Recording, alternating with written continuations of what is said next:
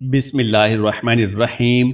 अस्सलामु अलैकुम वरहमतुल्लाहि वबरकातुहू। नाज़रीन इकराम, वो कौन सा शख्स है जिसके घर में दाखिल हो जाने से मियाँ बीवी का ताल्लुक खत्म हो जाता है? इसके बारे में मुकम्मल तफसील और इसके अलावा बहुत सी मालूमात हासिल करने के लिए इस वीडियो को आखिर तक जरूर देखिएगा। मोहतरम नाज़रीन, बहलोल तारीख का एक ऐसा बेमिसाल किरदार है जिसे आले मुहम्मदी सल्लल्लाहु अलैहि वसल्लम के मौजज़े से ताबीर किया जाए तो गलत नहीं होगा। इस नाम के कई और लोग भी गुजरे हैं, लेकिन बहलोल से मुराद उमूमन वही शख्स लिया जाता है जिसने दीवानगी का मफहूम ही बदल दिया है और दुनिया को दानिश व बुरहानी के मानी समझाए हैं। तारीखी कुतब के सफ़ात में वो वाहिद दीवाना है जो दानाए राज है और वो तन्हा पागल कहलाने वाला है। ये दानिशमंदों को हिकमत व दानिश सिखलाता है। इस दाना शख्स ने एक ऐसी अनोखी राह चुनी थी जो आज तक किसी के कदमों से पामाल नहीं हुई। एक दफा का जिक्र है कि खुरासान का एक मशहूर फुक़ही बगदाद तशरीफ लाया तो उस वक्त के खलीफा हारून रशीद को भी उससे मुलाकात का शौक पैदा हो गया। चुनांचे उस फुक़ही को अपने दरबार में बुलाया और इंतहाई गर्मजोशी से उसका इस्तकबाल किया और बड़ी ही कदर मंजिलत के साथ उसे अपने पास बिठा लिया। वो फुक़ही इस कदर इज्जत अफजाई पर फूले न समा रहा था।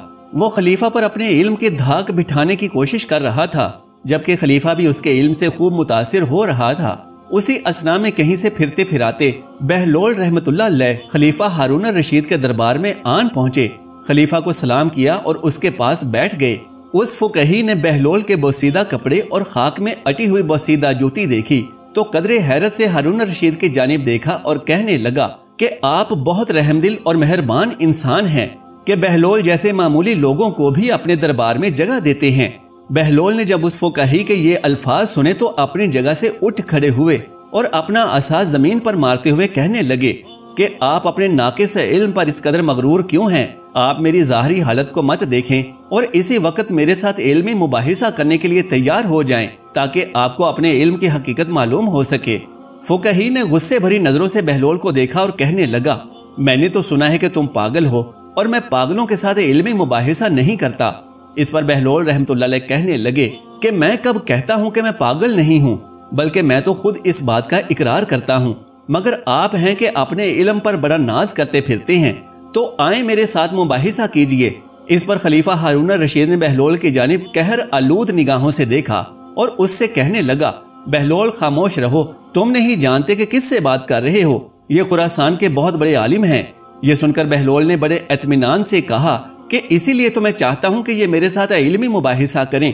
खलीफा को भी इल्मी मुबाहिसों का बड़ा शौक था, लिहाजा हारून रशीद ने फुक़ही से कहा कि क्या मुज़ायका है कि अगर आप बहलोल से इल्मी मुबाहिसा कर लें। फुक़ही ने कहा कि ठीक है, लेकिन मेरी एक शर्त है कि मैं बहलोल से एक मुअम्मा पूछूंगा। अगर तो इसने जवाब दे दिया तो मैं इसे 1000 अशरफियाँ दे दूंगा, लेकिन अगर ये जवाब ना दे सका तो ये मुझे 1000 अशरफियाँ देने का पाबंद होगा। बहलोल फुक़ही की ये बात सुनकर मुस्कुराए और कहने लगे कि हम फकीरों के पास माले दुनिया कहाँ। हाँ, मैं खुद को आपके सपुर्द कर सकता हूँ कि आप मुझसे एक गुलाम की तरह काम लें और जब तक आपकी अशरफियों की कीमत पूरी ना हो जाए मैं आपकी गुलामी में रहूंगा।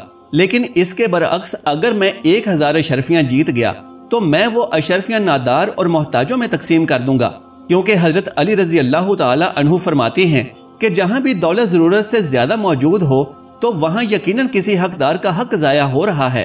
फुक़ही ने कहा कि मुझे मंजूर है, और बताएं कि क्या आप मेरी बात का जवाब देने के लिए तैयार हैं?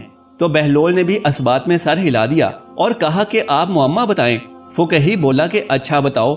एक घर में एक औरत अपने शरई शौहर के साथ बैठी है।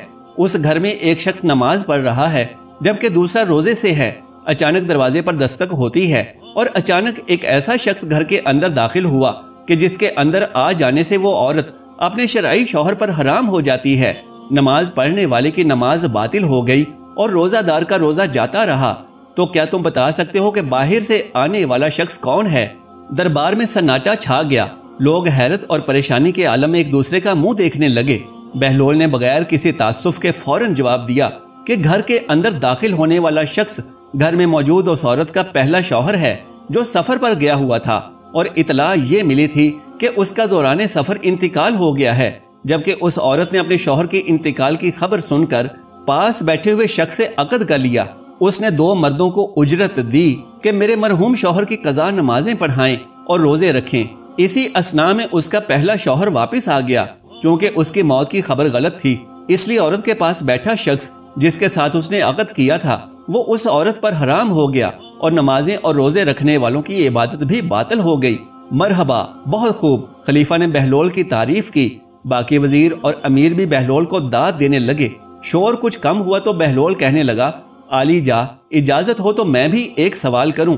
خلیفہ نے کہا کہ اجازت ہے۔ بہلول بولا، فرض کریں کہ ہمارے پاس ایک مٹکا شیرہ اور ایک مٹکا سرکہ موجود ہے۔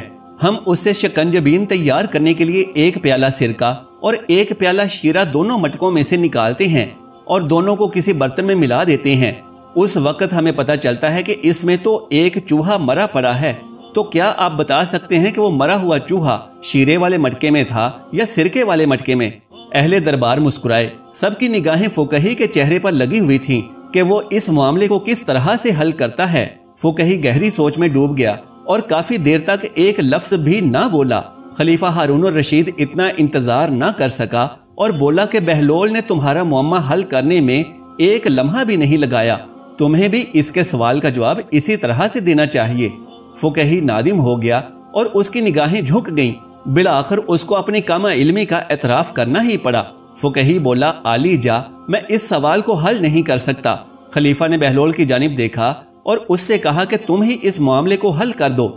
بہلول مسکرائے اور فقہی سے کہنے لگے کہ اے حضرت، کیا ابھی بھی آپ اپنی ناسمجھی کے قائل ہوتے ہیں یا نہیں؟ فقہی بولا، بہلول نے مجھے احساس دلا دیا ہے کہ علم کی کوئی حد نہیں، کسی کی ظاہری حالت دیکھ کر اسے کمتر خیال نہیں کرنا چاہیے۔ اب بہلول نے کہا کہ سنیے جناب، ہمیں چاہیے کہ اس چوہے کو شکنجبین سے نکال کر اچھی طرح سے دھو لیں، پھر اس کا پیٹ چاک کریں۔ اگر اس کے پیٹ میں سرکہ ہوا تو سمجھ لیں کہ وہ سرکے کے مٹکے میں تھا، اگر اس کے پیٹ میں شیرہ ہوا تو پھر اس نے شیرے کے مٹکے میں ڈبکی لگا کر جان دی ہے، لہذا جو کچھ بھی اس کے پیٹ میں ہوا اس شے کے مٹکے کو ضائع کر دینا چاہیے۔ بہلول کا جواب جان کر اہل دربار اش اش کر اٹھے۔ خلیفہ ہارون الرشید بھی بہت خوش ہوا۔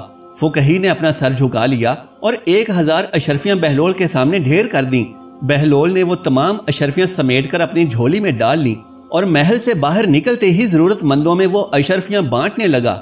جب وہ اپنے بستر پر پہنچا تو اس کی جھولی خالی تھی۔ سبحان اللہ، ماشاءاللہ۔ اللہ تبارک و تعالیٰ سے دعا ہے کہ ہمیں علم والے لوگوں میں بیٹھنے کی توفیق مرحمت فرمائے اور ہمارے علم میں اضافہ فرمائے، نیکی کی بات کو سننے اور سمجھنے کی طاقت عطا فرمائے، آمین یا رب العالمین۔ گزارش ہے کہ اللہ تبارک و تعالیٰ کا کوئی سا بھی ایک نام نیچے کمنٹ باکس میں تحریر فرما دیں۔ اگر میری آج کی معلوماتی ویڈیو آپ کو پسند آ جائے تو براہ کرم اس ویڈیو کو لائک اور شیئر کر دیں اور میرے اسلامی و اصلاحی چینل کو سبسکرائب کر دیں۔ جزاک اللہ خیرن کثیرا۔ اللہ ہم سب کا حامی و ناصر ہو۔